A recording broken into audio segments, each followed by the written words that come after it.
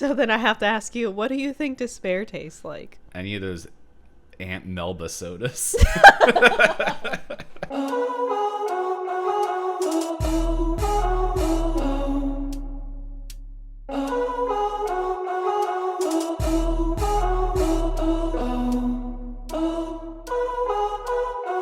Hey everyone, welcome to another episode of Playlist Discourse with myself, Hoppocalypse, and Itisdpayne.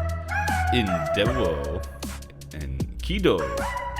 No, Kedo. Which is hello formally and informally in Igbo. What is that? I know it's in Africa, but where in Africa? Igbo. Igbo, the people are Nigeria. Okay. Oh wow, they look cool. And some cool clothing. Yeah, sorry for the not being able to say the intro regularly. We said that we would give ourselves a little bit of a pause to help Dpayne out with editing purposes. And I was just looking at the Audacity to make sure it was like at least a couple seconds so it was clear where we weren't talking. And I was like, this is the most silent we've ever been. Yeah. We've been more silent. The closest is TF Tuesdays. But we're not even that. Gobblings. Yeah, we're not even quiet. We're just not talking to each other. Yeah. Just like if we do this, if we do that, if we fix this. It was such an absurd co-stream thing because I don't know. Even though I lost every game, I still enjoyed myself.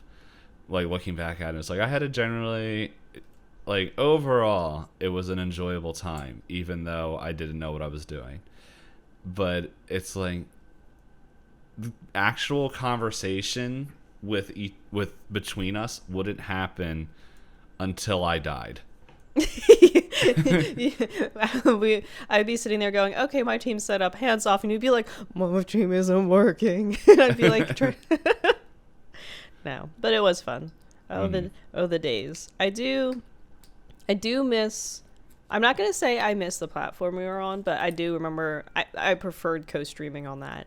But yeah. I miss the energy I had back then, because I don't know, I've been stepping my toes back into content creation, and I've been enjoying it. But at the same time, I'm like, I think I want to back off again, and I'm like, wait, but I found my stride again. Yeah. Well, I think I saw, what was that, a tweet, or was it I know in Discord? Discord I said, I'm not going to try and commit to anything in particular and just try and go when I have energy. And then this past week I've been napping, and I was like, where'd all that energy go I had literally the week before? Yeah, I was sitting in there, and I was just, I looked at it, and I was like, you did stream almost every day this week. Yeah. Which you went from once a week to every day. And right after work, if I had to yes, it was pretty much everything. Right after work, so it was during my usual I'm gonna take a breather and then make dinner. So it was more I take my breather, okay, I gotta go, guys. We'll either eat dinner right now or way later. But it was a fun time, and I had talked to Stride about that. I was I did feel energized, and I did really enjoy it. And he was just like, how about you just try and go based on your energy levels then? But then I messed up my sleep schedule again, so my energy levels are woo. I was on that sleep schedule, I was better because I was I have to start work by 8 so that I can be done by 4 so that I could. But yeah.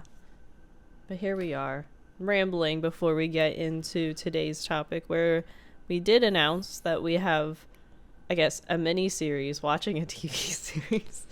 Of us just talking about the first season of Better Off Ted. I feel like this is, I asked Strider, I said, is this your favorite sitcom? He said it's up there. And rewatching it, I was like, yeah, this is one of my favorite sitcoms. And I know you don't usually watch sitcoms, so I guess I'll take your overall experience. How did it feel? I don't know, because there's our parts that I think if I wasn't watching this for the podcast, I probably wouldn't keep watching it. But it's there are parts I do find fun. I just don't think sitcoms are my jam. That's fine. And I think the other thing that a lot of sitcoms suffer from is that I find their first handful of episodes rough. So I'm curious if you'll like it more towards the end of season 1. And that's something I was wondering as well, where it's just like, because there's a lot of character introduction and a lot of setting introduction. Yeah, and like the humor, like it. The other thing that I'm wondering is like, because it feels like this is a lot of like, not the show Office, but Office humor, where it's just like the people come down. It's like, this is what you got to do. You got to get it done, and it's like in like off. I never worked in an office like that, or ever, and so it's just like, I don't know. Part of me just wonders like, if I did work in an office, or like have some form of context of like some unseen like person just like, this is what they want, go make it done. It's like I never worked in that kind of environment, so it's just like, I wonder, would things click a little bit more? But I don't know. There are some things that I'm like no, there are things I was like, I have to be honest, made me laugh. So, yeah, I thought there's a lot of sitcoms out there that I do enjoy, and since you did like It's Always Sunny, this is very tame in comparison. Yes. But like, to me, I always watched It's Always Sunny as a satire because they have the personalities that are so blown out of proportion. You're like, are there people like this? And you're like, well, there's like people like 10% like this. Yeah. So I thought that this might be at least a better one, because other sitcoms, this one still feels really exaggerated, right? But a lot of other sitcoms are like, we're just people in weird situations. Well, I think the guys, I'm Charlie, Glenn, and I forget the other guy. Not Dennis. Glenn Howerton, Charlie Day, and Rob Mick something. But they went in, and I think watched an interview with one of them saying, it's like, no, we wrote an anti-sitcom. Like, it's just like, we saw that and it's like, let's do the opposite of what all these sitcoms do and just make it something that they would enjoy. And I think it also helps like being close to the area it's supposed to take place. where they make references to regions and you're like, yeah. It's like, I get it. So no, that's fair. They're also, it's really funny watching, like, because at this point everyone's like, oh, Danny DeVito has been part of it since the start. He wasn't in season 1. And I forget. I think I saw an interview about like, I can't remember if they reached out to him or he reached out to them, but it was from what I understood, it was very easy. They were like, when they had the conversation, Danny DeVito was like, oh, this is funny. Yeah, I'll jump on. And it's like, and I think I forget who I was talking to, but it was like when Danny DeVito joined, like, in his character, it was like, okay, these guys are crazy already, but now they have someone to fund their crazy. Yeah, it explains it explains how Dennis and Dee ended up as spoiled as they did. I still think the Christmas episode is great. You just bought the car because I wanted the car. Yeah, and the purse too. And the purse. And it's like, yeah, I want to put cheese balls in it. And then that's where the famous gif of Danny DeVito coming out of the couch fully nude. Yeah, Danny DeVito was very good at his physical comedy. My actual favorite is, I don't know if you remember when they all got sick, when they wanted to do a Boyz II Men concert, and he convinces himself that hair is where germs are, so he shaves his entire body. Okay, so they're supposed to go to like a Boyz II Men like cover band competition thing, so they're all trying to sing and get better. They decide that they're gonna go sober for it because they're like, wait, we got to be peak performance, we can't be drunk, all that stuff. They all start getting really sick. and they had heard there's like a terrible flu going around, so they were like, oh no, we can't get sick because then we're gonna have, this is the episode. We're gonna if we get sick, we can't go to the competition. And they start quarantining them in the bathroom. Yeah. And then Danny DeVito, I have a GIF saved on my phone of like they open the door and he's covered in hand sanitizer and he's completely shaven from head to toe and just goes, I want to be pure, and he's dragging himself on the ground and leaving slime behind. Beautiful. Yeah, there's that. And then what I liked that episode was fun, but I still think one of my favorite episodes is the one where the health inspector's coming and you find out that Charlie's a genius. Yes, it's like the only reason that bar is still open is because of Charlie. And he's like, you guys didn't do the things. And it's like, there's 1,000 chickens in the backyard and frozen steaks. And it's just like, do this, and it's like, and it's just like MacGyver's the whole thing. And yeah, I like how he like fakes the sounds so that things are like working correctly when they haven't worked in like forever. Yes. But we already did an Always Sunny episode, and we're not about to do another one. We gotta stay the course. Also, it's what we say all the time. I was also I've noticed ever since we started doing video, it's we've been actually sticking close to the hour 20 mark that we set all the way at the beginning of starting the podcast. I feel like we've also we've gotten better at not limiting, but like containing some of the format into, because we've done it so often. We're like, wait, we know how much we can ramble. Like when we wanted to do the personality stuff, I was like, we can't do this together. We're not gonna get all this done. Yeah. And then by the way, everyone, my windows are open. I don't know if you can hear the motorcycle. Do you prefer hearing motorcycles over screaming children? I like that's you even have to think.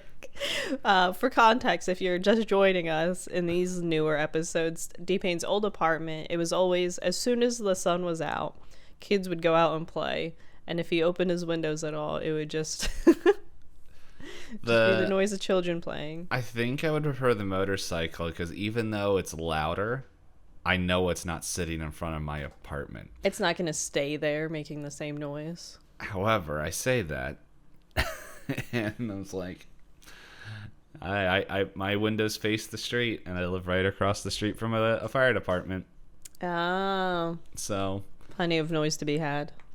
Yeah. So, who knows? One day, I'll have money or find someone that I can marry to that is rich, and I will have a place to record with central air.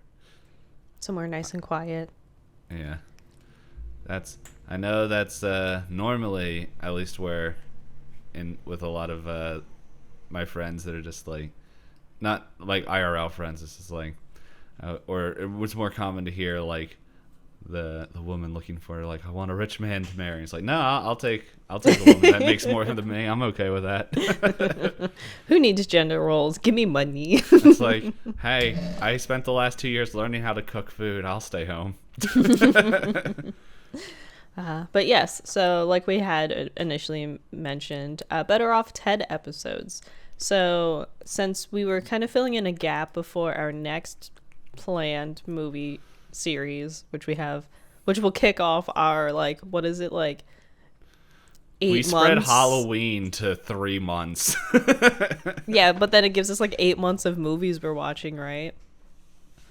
Pretty much as soon as this is done, I was looking it up because I wanted to start having movie nights in my Discord, and I was like, I'm almost finished Lord of the Rings. I want to watch The Hobbit and Lord of the Rings. Mm-hmm. And I was like, can I do that before? Because the other thing was like, you know what? I'll just watch the movies we got to watch for the podcast. So, take little notes while you're doing it in the Discord night. Yeah. And so I was like, okay, yeah, this would probably work out. And I'm like, honestly, I probably would finish the movie in one sitting.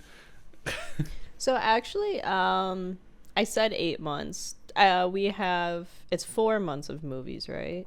It's 4 months of movies. But then we have the content for right after the 4 months of movies. And then it's some specials and a movie, and then it's another 5 movies. And then, but that's what I mean. Like after those 5 movies, then we have the next series. And then after the 5 movies, it's another TV show. Yay. Guys, I don't know if we said it last week, but yeah, we have now we have projected all the way out a full year of content. We've never been this prepared. So, if the only thing that can ruin it is, to be honest, me. There's always a chance I'm gonna say something where Hop is like, friendship over, Dpayne. I was expecting you to say like the internet combusts. Oh.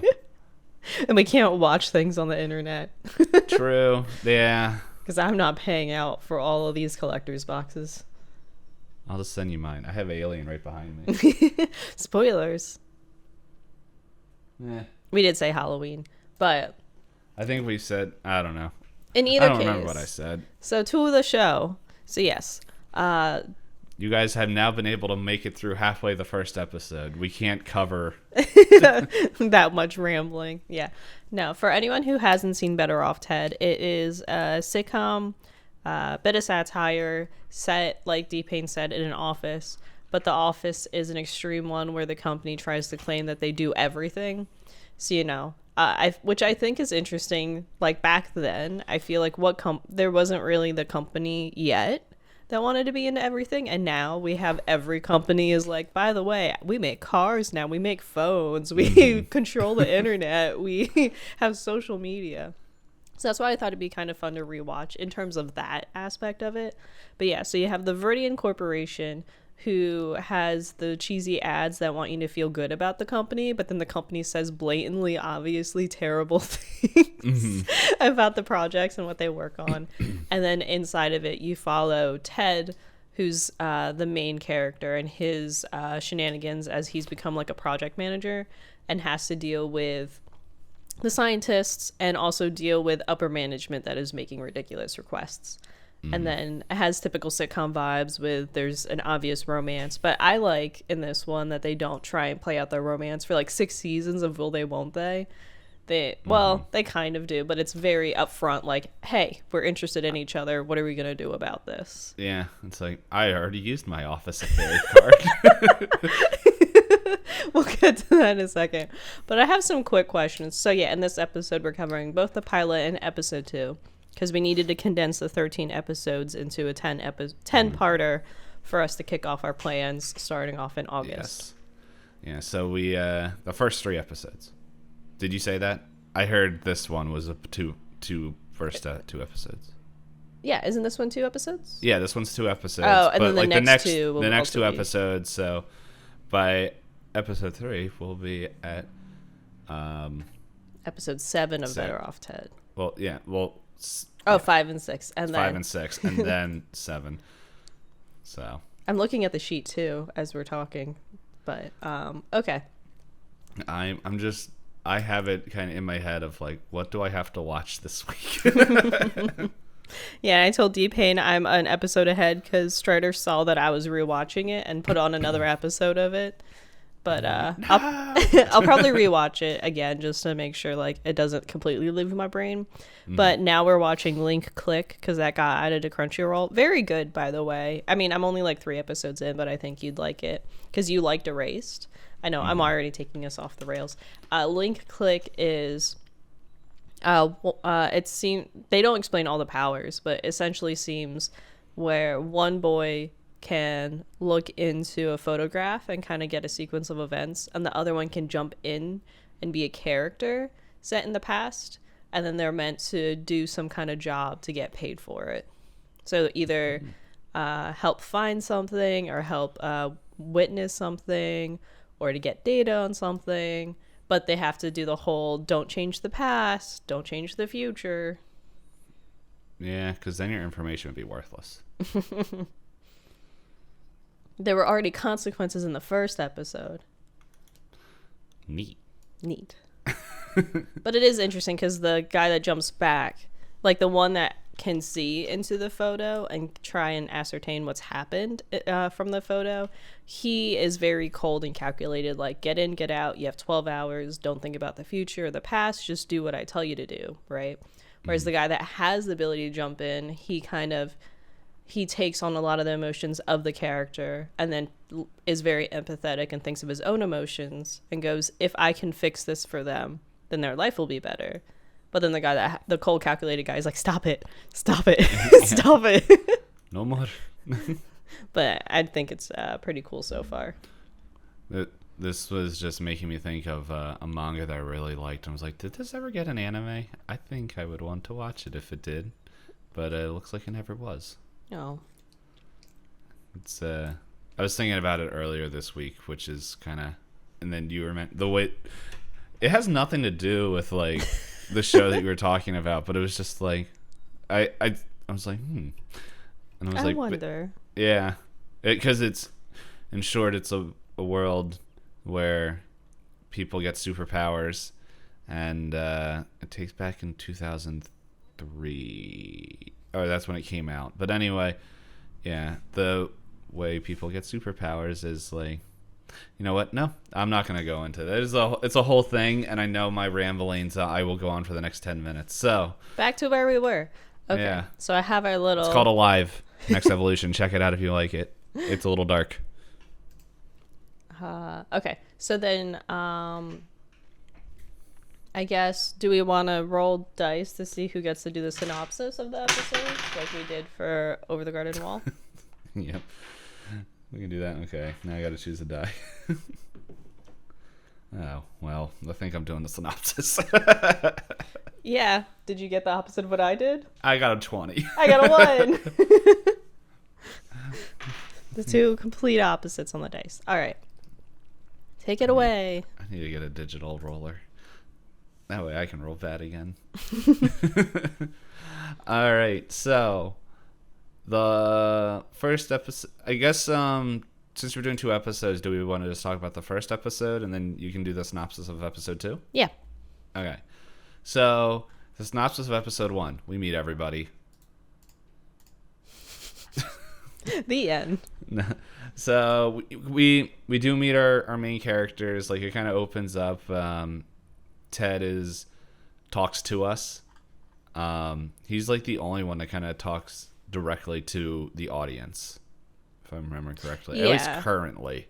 I believe that's the case because I think it's meant to be like I imagine it as if like you're reading a book and he's the narrator. Then it's like that kind of perspective. Yeah. And yeah, so pretty much like I forget what he did, but he did something like really good, and then he got promoted, and he is just a master of just smoothing problems over. Like, he's not I think that's the one thing I do like about him, but anyway, we can go into this later. But yeah, he has a team, and it's like one of the best teams, and he's just able to make sure all the different cogs are working. And he's a very good salesman. So they pretty much like, we have this. It starts off where they're just like, we have this fabric, and it wasn't able to do. I forget. It wasn't able to do what it originally wanted. It's like, so do something with it. So they make an office chair that is constantly making people uncomfortable, so they're more productive. But it's the fine line of, it might make people go crazy. The guy just out of nowhere. Yeah. Get this off of me. Yeah. And just like, ah! And just runs away. Yeah, so it sets that up, and like, it's interesting because, like, yeah, so we meet Ted Crisp, who is the main character and our narrator. And then we meet Veronica Palmer. I'm just looking in the Wikipedia right now, just to remember everyone's name, who is just pretty much, she is the spokesperson for the bosses. I feel like she's his boss, but also she answers to this currently unseen board or other people. Mm-hmm. And is like the complete opposite of Ted, where Ted is very like, I don't know, he's ruthless to a point, I guess, but like Ted has the people skills and empathy. Yes, and she is a robot. Yeah. They want this. What?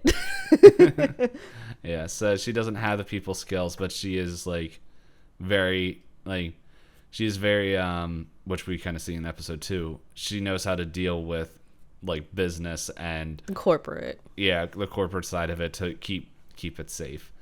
Then we meet Lem and Phil, which are the 2 scientists that kind of are the dream team and keep all these like high level R&D well, I shouldn't say high level because there's another thing that gets mentioned. But yeah, the is like the R&D behind all these like we need to use something that we weren't able to use on this other product. Can make something happen, which I feel like that's Ted's group's main thing that I'm thinking about is like we weren't able to do what we originally wanted with this, so can you do this? Yeah, one of those like we already bought all the product, make something from it. Yeah. And then we meet well then there's like 2 main characters. Linda Zorwing, yeah, who is the office romance and the stealer of many creamers. She's the most human character. Mm-hmm. Yeah, and they're, I think as Hop mentioned earlier, a little bit of the hint of, well, not very much of a hint, is a very obvious attraction between those 2. But yeah, corporate rules. And then the final character who is I feel like the conscience, the voice Ted. of reason. Yeah. Yes, I think that's literally what I wrote in my notes, the voice of reason. Rose Crisp, which is Ted's daughter. And I think one of my favorite interactions when they're talking about when they're talking with each other is like, I think Ted's like, that's right, I forgot I taught you right and wrong. Why'd I do that? Because he's like, don't worry, this is really important. She's like, would you leave me behind? He was like, I taught you morals, huh? Yeah. So there's that. And so pretty much we meet those characters. That's like the first half, and then the second half is they want to freeze Phil for a year. And so yeah, which yeah, there's some fun things with that as well, and the conversations between all that. And now there's a loud car outside. So but yeah, I figured the rest will come out as we talk. But yeah, it's pretty much literally the episode is called Pilot, where we meet everybody and I feel like get a general understanding of what we're in for and before it goes off the rails near the end of the season. Yeah, so then I came up with a short list of questions for us to go over within the episode. So the first one I wrote out is, what was your favorite out of the list of invention requests? Was the pumpkin one in this one? I think so, yeah. That was the most absurd, I feel like. Can we use pumpkins to kill people? They're just like, what? And then it's like, no, they're good business partners and are able to do all these things, but to make sure that they stay in line, we need to weaponize pumpkins.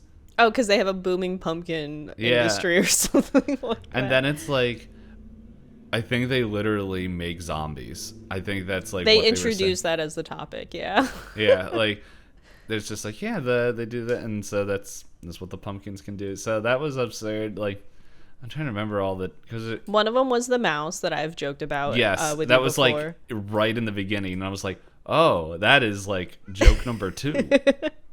Yeah, we want a mouse that can withstand an extreme temperature.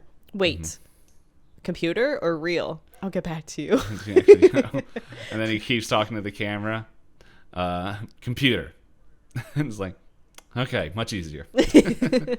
Yeah, I think the pumpkin one is very fun. And then just the idea of, I think they originally bought that synthetic fabric to like, I forgot what they were going to make with it, but whatever they were supposed to make with that synthetic fabric before he made the chairs, I was like, wait a second, that was your idea? Let me see if it has it listed in the wiki. Yeah, that's I was looking through there. Like it doesn't have the jokes, like the ones that were in the beginning. Oh, Oh, and the question I did erase that I was also curious. Did you enjoy the introduction video of what the company does? Yeah, well, I thought it was an ad at first. And I'm like, what the heck is this? And then I'm like, oh, this is the first episode. And then I guess spoiler for episode 2, it changes. Mm-hmm. So, which it's funny. Like, I thought it was funny where it's just like, I think it's like, yeah, we're here for like love and peace and everything. And then it ends with a mushroom cloud. Yeah, they're like, and dealing with all our adversaries. Yes. Or no, I think they phrase it, we protect you. And then they show them launching. Launching missiles and stuff. And then, yeah, it's, yeah. Yeah, the intro is like, because I think I pressed play and like it was still loading while I was like getting situated, and then it was just going on. And I'm like, I pay not to have ads. Why is there ads on my Yeah, and I love that they got the same voices like you hear in like medicine commercials where it's like, we're here for you. Yeah.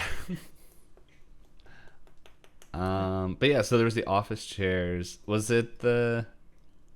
Because for some reason in my head I want to say that they wanted to use it to make something, but then isn't it what they make in episode 2 anyway?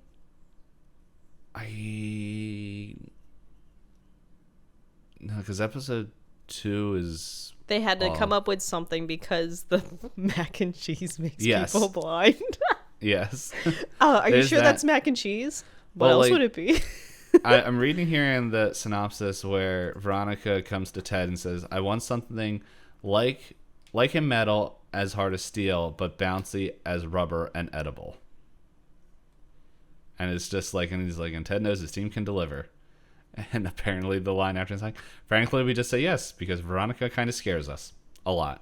Yeah, she has a very intimidating presence in the show. But yeah. And so I think they make that fabric, and then they're like, okay, and then that's why they go into the chairs, because it's like, oh yeah, we can make that. They make it, and then they're like, okay, this is cool. We can't use it for what we originally like, so find something else to use this on, and then that's when they come up with the office chairs. Yeah, and I like, and then Linda, her job is supposed to be, I think, kind of like the quality testing person. Yes. So Ted's like, how are the chairs? She's like, awful. And he's like, what do you mean? They're squirming from excitement. She's like, no, they hate it. Okay. So then, would you ever volunteer to be part of one of the company's experiments? I don't know. Is it because of the side effects of Phil? That doesn't bother me so much, because I guess later he doesn't even realize he's doing it. But that's the thing, like the whole volunteering part of it is like, if it was my job, I'd be more down, I guess, and getting paid for it. But volunteering means no pay. Yeah, because doesn't Phil's like, my wife wanted to know, will I get paid for the year I'm frozen? Yes. And Ted's like, I will double check. Yeah. Yeah, so like Payne mentioned earlier, so they approach Phil, which is one of the two scientists, and they want to freeze him just to prove that they can, because they believe that they came up with some kind of chemical agent that should make it so that people don't explode upon being frozen, and that the only possible solution to test it was to do it on an actual person. So they take Phil, and there's the whole morality of it, right? Ted is like, well, I have to tell him to do it because my boss wants him to do it. But Phil doesn't want to do it because Phil's like, this is scary. And then Phil's also like good friends with Lem, who's his partner and scientist. And he's like, if you leave, who am I going to work with if you're gone? Like, if you don't survive the experiment. And then Ted's daughter is like, if they asked you to be frozen for a year, would you do it? And Ted's like, wow, now I feel guilty. Well, no, I think... Lem at that part is just like, well, he's being just aggressive, passive aggressive. Well, yeah, and he's like, you could die. Like it kind of comes out later. He's like, I'm gonna be by myself, but he's just, and but like at that point, I think he's just like, not like, dude, you could die. This is untested and everything. Which I think it's funny where it's just like, is it safe? And it's like, well, if he gets to negative 20 degrees, and his eyes doesn't explode, he lives. He's good. Yeah, they have Yeah. the whole crowd sitting there watching as it's ticking towards the negative 20 degrees Celsius, and then the eyes don't explode, and then half the people leave. Yeah. Well, there was something in that scene that I thought was interesting, just due to how the characters were. But one thing before that is very important to say, where Ted goes up and he's like, okay, Phil, you don't have to do this. And like, Phil's like, I'm good. I'm ready. And they're like, what? And he's like, yeah, I talked to my wife. She seemed really excited about it. And the fact that she was going to keep getting money, the most excited she seemed. Oh, yeah. One of those like, oh, a year without you and we'll get paid? Mm-hmm. But when they were doing the testing thing, something that, like when he was in the frozen chamber and all that, the thing that I thought was really interesting was Veronica sitting there, and the scientist behind them is like, this is getting close to the part where the eyes explode. Mm-hmm. And she's like, I can't do this. And she leaves. Like, it's more like and it felt like she doesn't like the gore or actually like looking like the potential of seeing the mess. Yeah, she just knows on paper, like, oh, the company wants this. This is what it'll be. Yeah. But then, like, to actually face the consequences, she's like, you know what? Mm-hmm. No, I don't want to see it. Yeah. So it was, I don't know. It was like real quick. I think I like, I rewinded it just to like, it's like, I'm trying to remember. There was I think I was trying to hear what the scientist said or something, and that's when it all happened. I think the other thing I really liked about that part is, like, as I said, there's a lot of parts I did like. I'm remembering more, but it's just I was like, there's parts that I liked, but yeah, the whole part where he has a whole speech and they're just like, thank you and all this stuff, and they're just locking him in there and setting up while he's in the middle of talking. Because Ted tells him, he's like, you'll be a trailblazer, you'll be a pioneer, You'll be the first one to do this for the company. And he's like, I would like to Yeah. And so they do that. Yeah. And 3 days later they defrost him by accident. Yes. Like, what do you mean on accident? Oh, poor Rose. But yeah, the whole sequence of events where he just the people are just like, what is it? Veronica goes, yeah, his frozen eyes are unsettling, so we're gonna move him to the basement so we don't have to look at him anymore. And Ted's like, what? You guys wanted this? Mm-hmm. And then they go to move him, and the movers, like one of them gets a phone call or something. The one that is definitely like, I will be able to carry the weight. Mm-hmm. But still, like, that wasn't a very good thought out plan, because they only had the metal tube from the machine that like really only reached to there. Yeah, I don't know how they were gonna keep him frozen, but yeah, so then he just rolls down the ramp and wakes up and goes, has it been a year? Yeah. And then he gets the side effect where he just screeches like an eagle. It's my inner eagle. Yeah, for random moments. Yeah, he's very much just talking, having conversations, starts screaming, and then Veronica is like, we don't like this. Can you get rid of him? And Ted's like, what? You wanted this the whole time. But yeah, so that we leave some time for the next episode. What did you think of each of the characters that you got introduced to?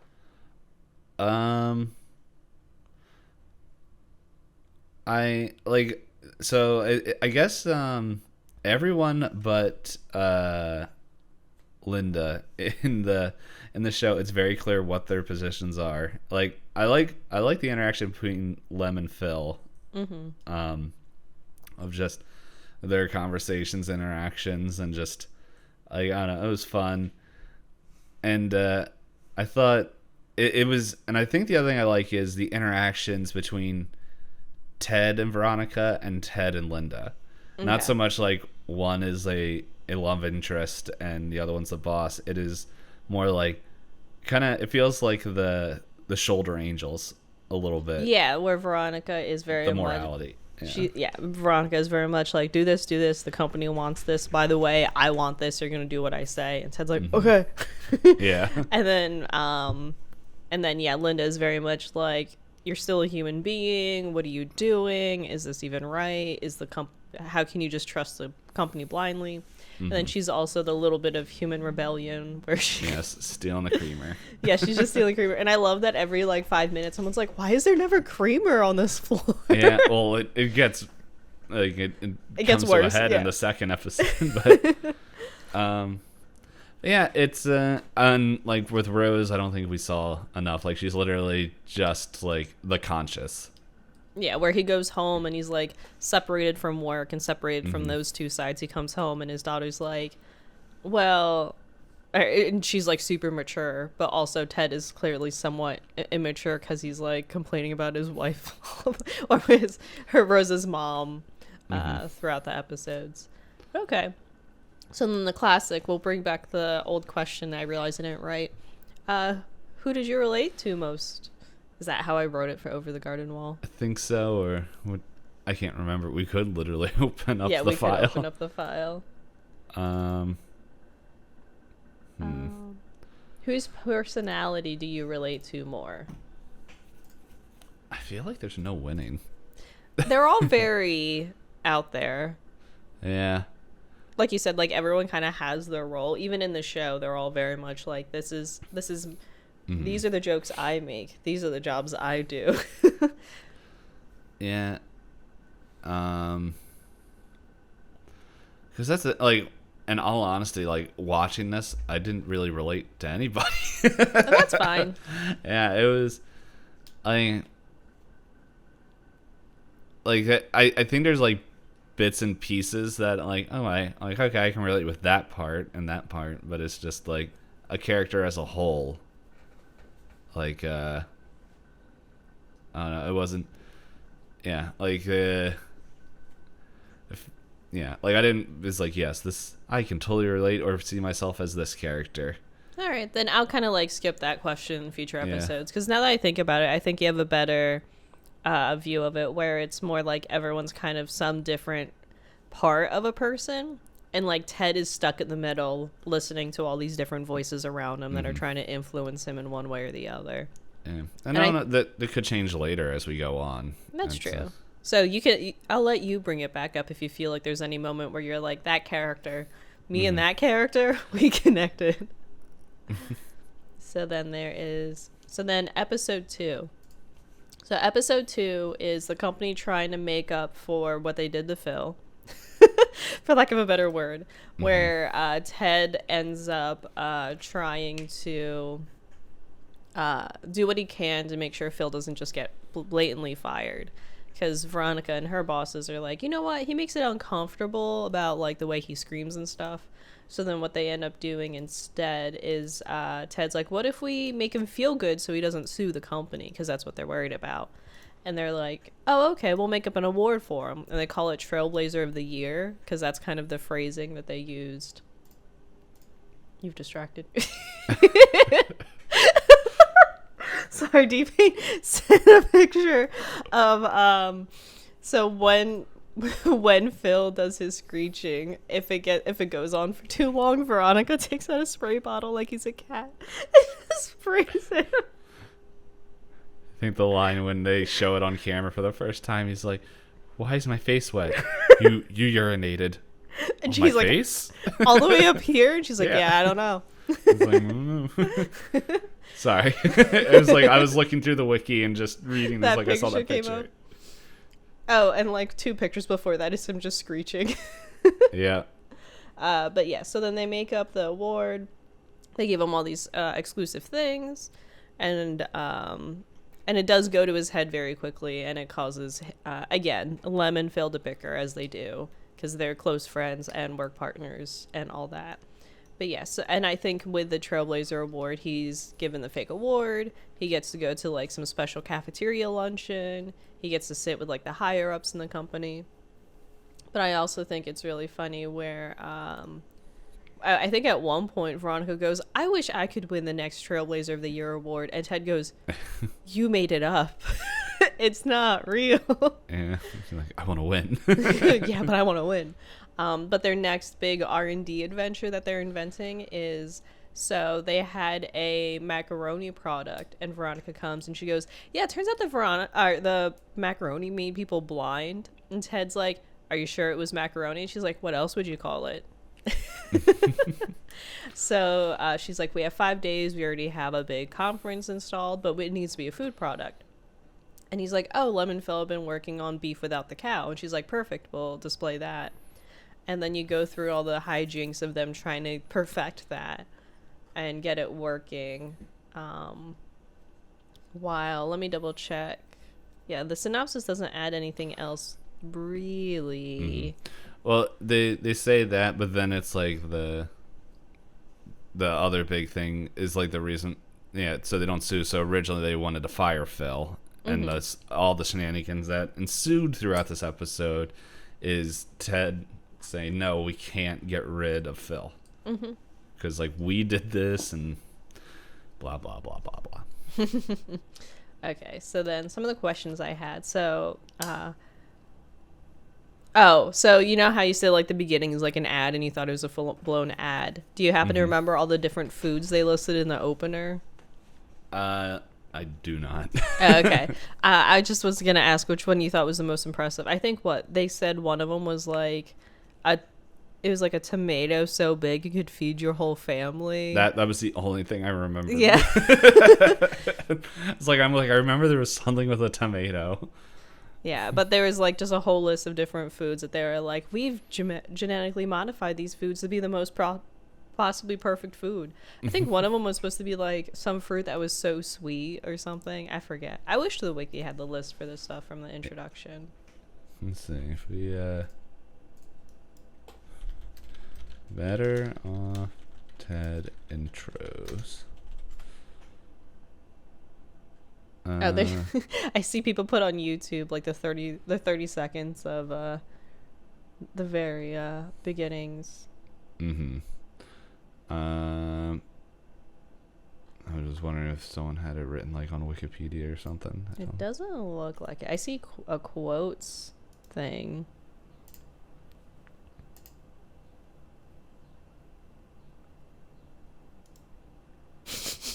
I see. I don't know if these are real, but someone made like little pictures of different quotes. What is it? This one's like, doing the right thing. It's important. What does it mean in business? We have no idea. We don't know what wrong is. We know what wrong is. Actually, no, we don't. Because we're a successful company, not some boring ethics professor.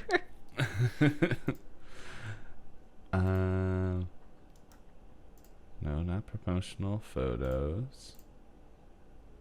Yeah, I don't see anything really blatantly written out.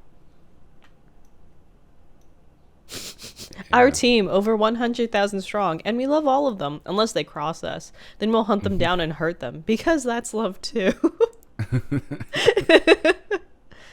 But this is basically like Pinterest, but with random quotes, so I can't really find. Yeah.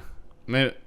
Well, sorry, I was just scrolling through like the thing and I went to characters and like my mouse went down to reoccurring characters and apparently there's a character called Mordor.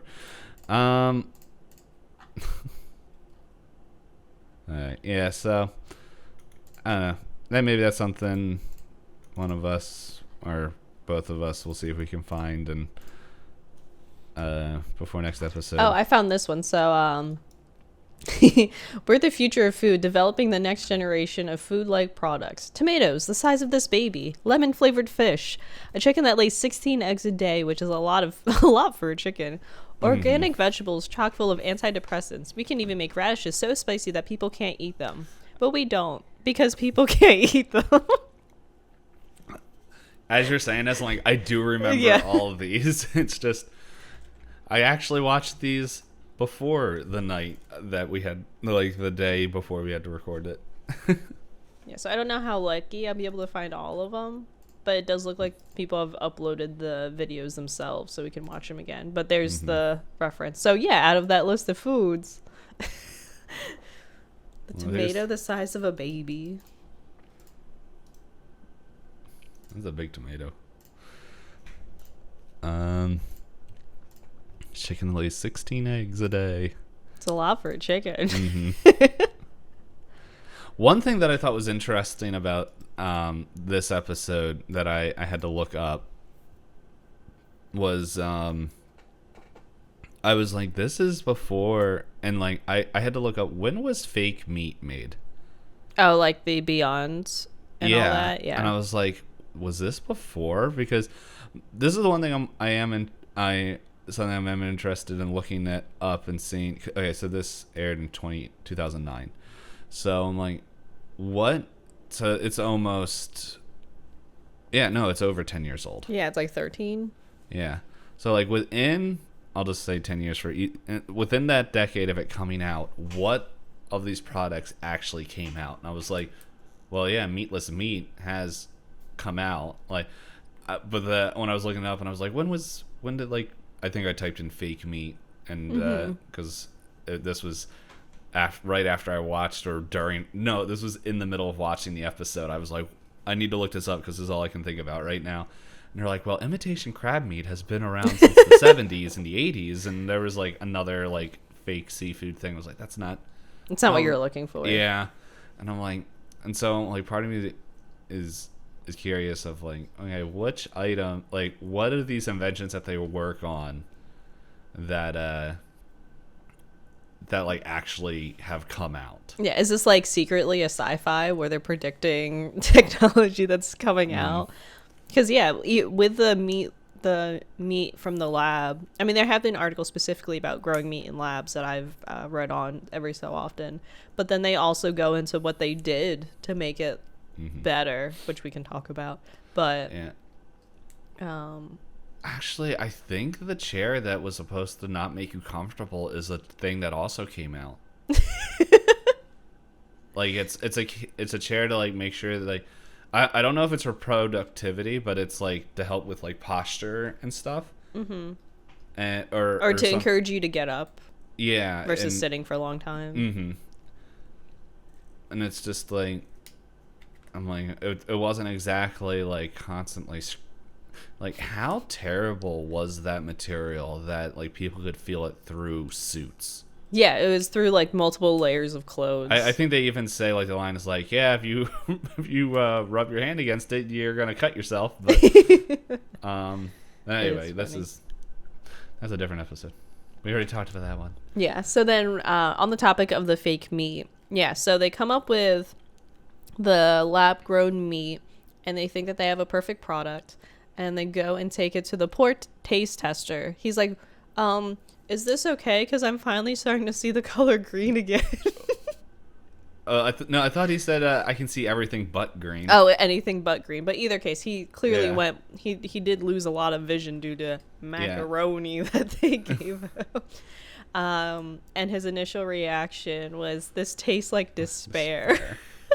Because they bring it down. They're like, "We'll take pork. We'll take chicken. It's fine if it doesn't taste exactly like beef." And he's like, "No, I've tasted this before."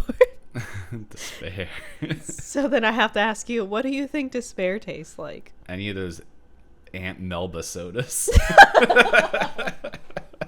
Where you have the built up hope of, okay, this is what it's gonna taste like, and then you taste it and go, no. No. Like, but for real, I think it probably tastes like tofu before you do anything with it. Where there is clearly something that you're eating, but then there's just nothing there. Like, I just imagine it probably has the texture where it's like, it feels like you're chewing into meat. Because, like, the one thing about that show is, like, I'm like, you know what? That meat doesn't look half bad. The prop department, they did work.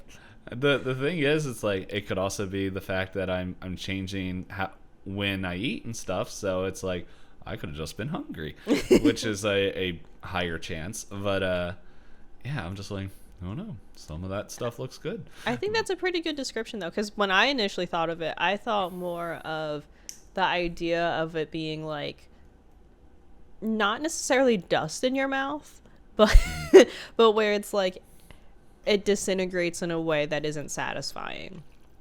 then it probably doesn't taste like anything, right? It doesn't actually have a flavor to it that you can distinguish. I think another thing, because I've known people who had the side effect of COVID where they can't taste anything, and they've told me about it, and they're just like, it was one of the guys I worked with, and he's like, he wasn't able to taste anything for like 3 months, I think it was. I don't know if he still can taste stuff, but he was like, or can't taste stuff rather. I'll have to ask him on Monday after I get through all the crypto talk. He was telling me, it's like, it's weird because it's like you chew into it and you have all the sensations like as it's hitting the nerves of you like biting into an orange or eating eating food except the flavor, and it's like there is no enjoyment or desire to keep eating. It's just there in your mouth. And he's like, it's not fun. It's like, that sounds like despair to me. Yeah. Okay. They predicted COVID. Well, unintentionally.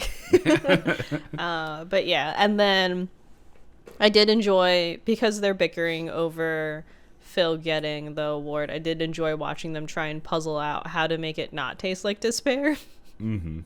They have the whole sequence of events and how they ruin it, and then they get it better, and then they ruin it, and then they figure it out. Where at the end of it, they're like, you know what makes beef taste good is that they actually, like, it's a living animal that moves, and it's not just sitting as a blob somewhere. So then they excite it by tricking it into building muscle mass to give it a flavor, which is fun to see him go through the process. Yeah. One thing that I wrote down about that I liked in episode 1 that you also see here in episode 2 is Veronica not understanding basic humor in episode 1, and then Veronica not understanding basic human communication. At the small talk. Yes, small talk. And also, why do we have to be nice to Phil? Yeah, like, Phil's just another lab scientist. He's like, no, he's a person. Yeah. Which then, because of the things they did, she's like, well, I know what to do now. And it's just like, and then you see a glimpse, I feel like, of how she got where she is. Yeah, no, I did like where the very beginning, that was a question I had before I cut it out, which was the, do you prefer small talk or business talk? Where he goes up to her and he's like, he's just trying to talk to her. She's like, this is a waste of my time. And he's like, okay, sorry. You prefer this, though?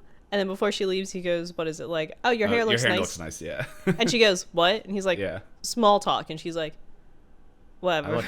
Well, no, the first... Oh, no, because it complimented her. Yeah, yeah, that's right. The first... I forget what the first one, he said something, and he's like, I don't like it. And then when he complimented her, he's like, I like it slightly better. And then walks away. But, yeah, I don't...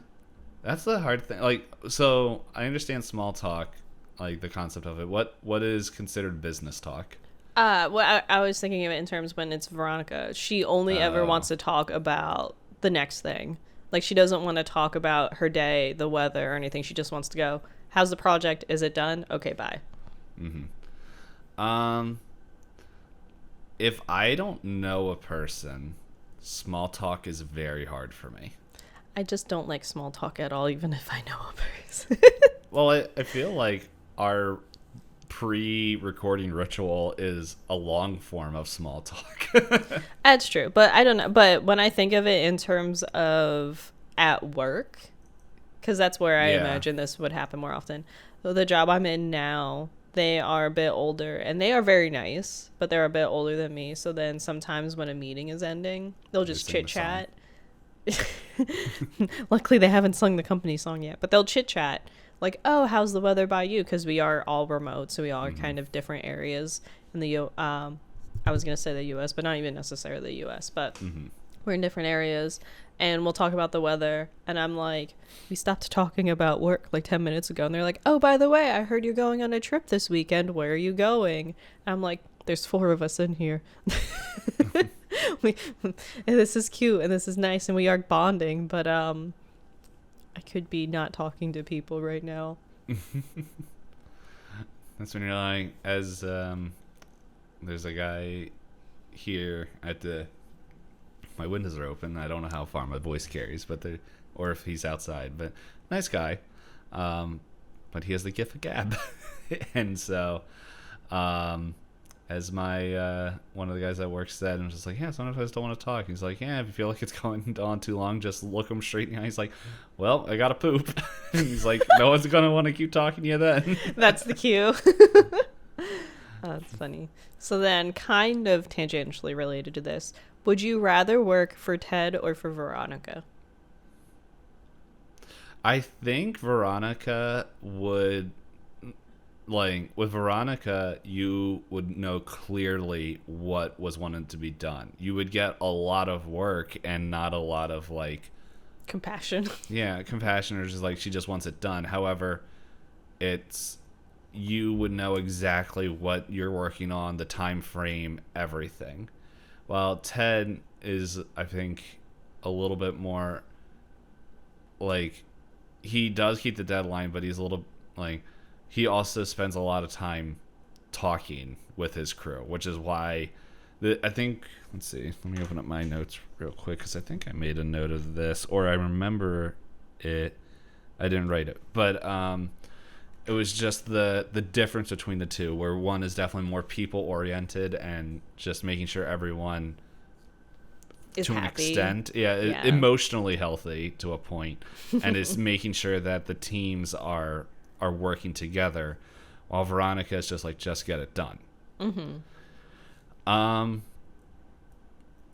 And when I look at my own work, I don't mind a lot of conversations and stuff, but I prefer when people are like, this is what it is, get it done. Okay. That makes sense. I can see it from that point of view. I think overall, though, for me personally and the way I like to work, I think I'd be more aligned with wanting to work for Ted in terms of I would like the opportunity to explain myself. Like, yeah, he is more vague and he is kind of wishy-washy because he has all the different moral compasses dragging him in different directions. Because, like, in the first episode, at first he's like, all right, we're going to freeze Phil. I'll convince Phil to get frozen. And then the next day is like, you know what, Phil? Don't do it. Don't listen to me. Don't do what I tell you to do. So that back and forth, I can see that being annoying as an employee. But at least I feel like if I was like, hey, Veronica, I have some stuff I'm working on this week. I can't do any overtime this week to make up for this project. I feel like Veronica would be like, okay, you're fired. Whereas Ted would be like, all right, we'll see what we can do. We'll see if, like, we can get someone else to help or something like that. But I also feel like Ted is also, he doesn't have the strongest spine, even for the position he's in. Because I think in episode 2 is the one where we see him trying to please too many people at once. Because he's refilling the creamer for Veronica's sake, but then upsets Linda because that was her only, like, her little solace in gets feeling. Another. Yeah, she finds another.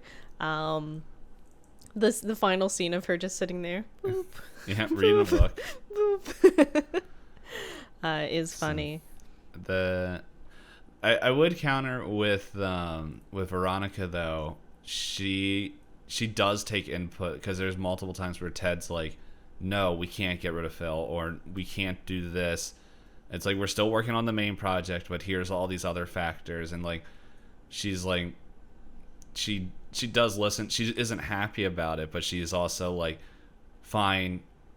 And, like, it feels like there's trust between Ted and her. So it's just like, once you get that level of trust, like, I feel like she'll at least listen. She'll listen and be like, she's like, fine. Because, like, she's getting from her bosses, like, fire Phil. And Ted's like, no, we can't fire them. It's like, we did that. And it's like, well, the bosses don't care. And so it's a little bit of back and forth, but, like, in that, you see Veronica just being able to pretty much be a little bit more accommodating and like, in her own that's true, because, like, I guess sociopath way. Yeah, because if if the scientists didn't have the buffer that is Ted, then Veronica would have just replaced the team like 15 times by now. But Ted is able to be that buffer between them. Yeah, that's and true. Like, yeah, and he keeps telling her. It's like you literally are going to ruin the best R&D team you have in here. And it's like, how many times have they saved your guys' like weird things, and so yeah, there's yeah, like I think they both have their pluses and minuses, and it's just like, I think overall, like how I work when I have to work under other people, it's like I rather just like, all right, just tell me what you need. I'll have the 5 to 10, 20-minute conversation if need be. And then let me just go on and get it done. In reality, let me just go back listening to my podcast and audiobooks. Yeah. So there was one thing that stuck out to me that I wrote down, where I don't remember why Ted goes into Veronica's office for this, but he comes in and it's just like, I think it was something about the meat. I think it was right after the meat, they find out it tastes like despair, and he's like, it's like the project is out of control or something like that, and oh no, I think it was like, we created a monster. And she was like, no, the robot's supposed to be like that. Yeah, they can't tell. Does it want to target children or humans? And so, or not children or humans, adults. And it's like, yeah, so we just got to figure that out. And I'm like, was that a RoboCop reference? That is very, and she just says it so nonchalantly too. She's like, look, we're working on it. It's okay. We don't mean to kill kids. And Ted's just like, what? Like, yeah, it's like, moving on. So. Yeah, I like their little inferences, their little references, and all their little quips that they do to kind of remind you that the company is a terrible company. Mm-hmm. That they have their hands in too many projects and clearly don't care about, like, people. Yeah, they're there for profit. Yeah.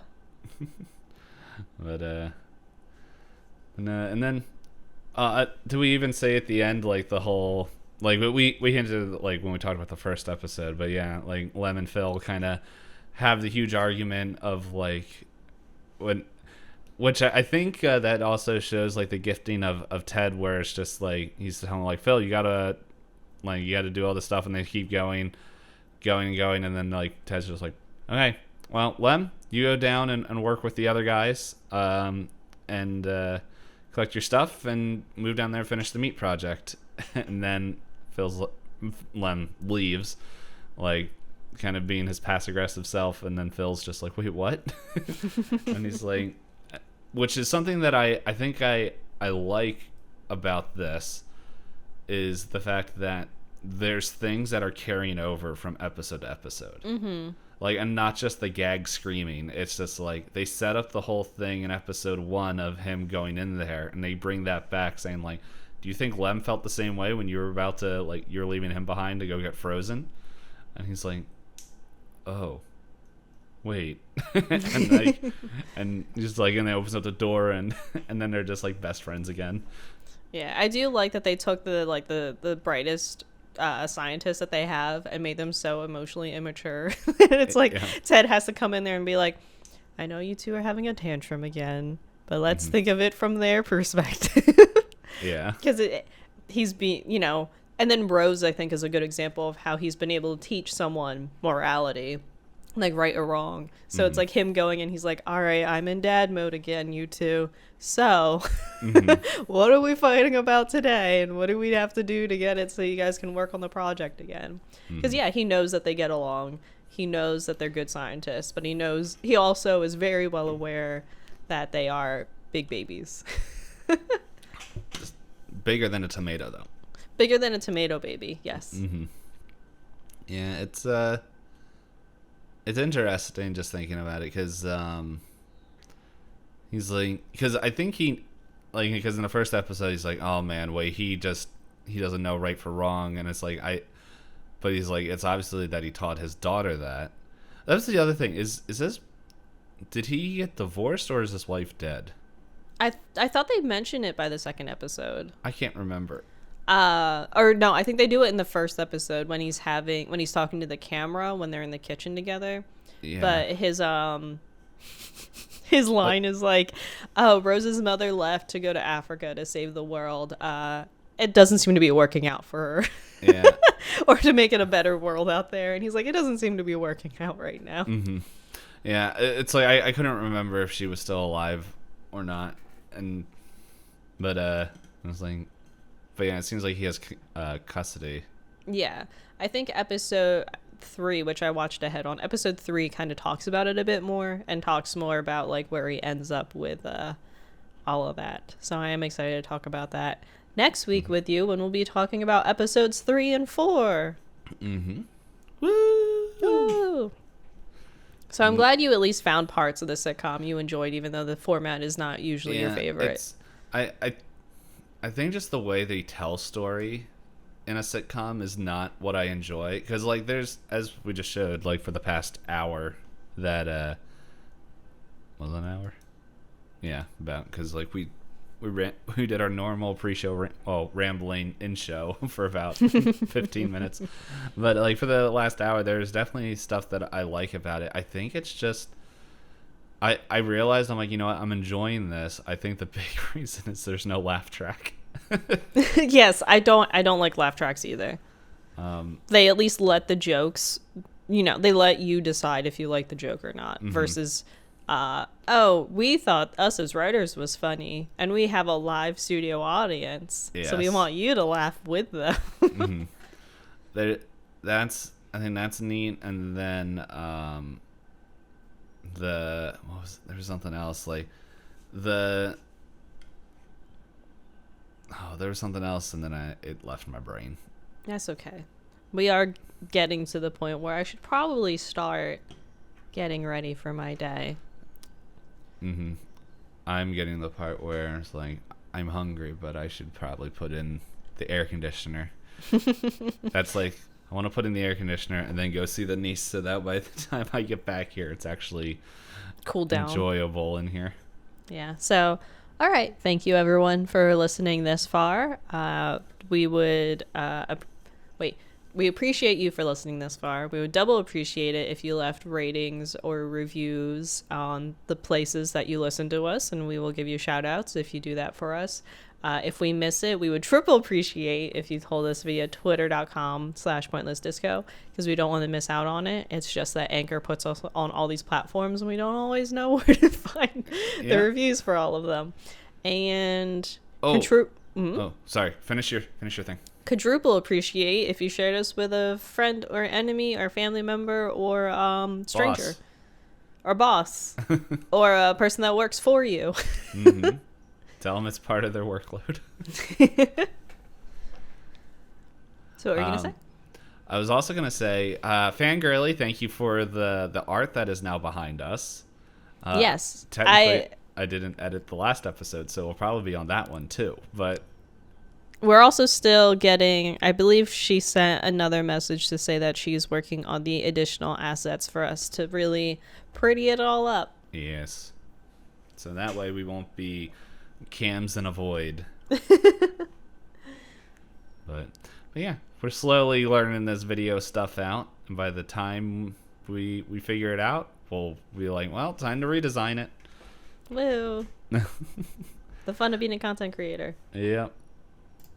So, yeah. So we'll see y'all next week, and if you want to watch it, it's on Hulu, or it's probably on YouTube as well. The show, not us. We're on YouTube. You said Hulu. I also said YouTube. Okay. We're not on Hulu. Yeah. Yet. Dun dun. Bye.